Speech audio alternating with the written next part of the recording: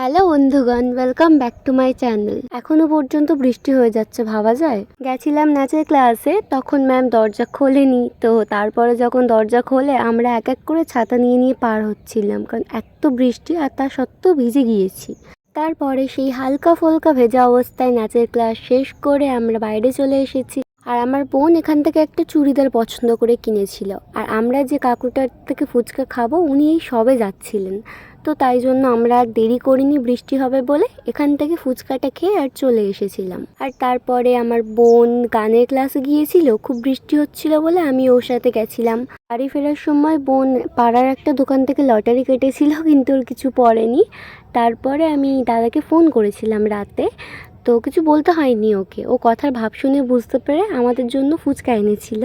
আর রাস্তায় যে ফুচকাটা খেয়েছিলাম ওটার থেকে এটা বেশি ভালো খেতে ছিল। আর মা বাড়িতে রাতে পাঁপড় ভেজেছিল। তো চলো আজ এই পর্যন্ত, টাটা।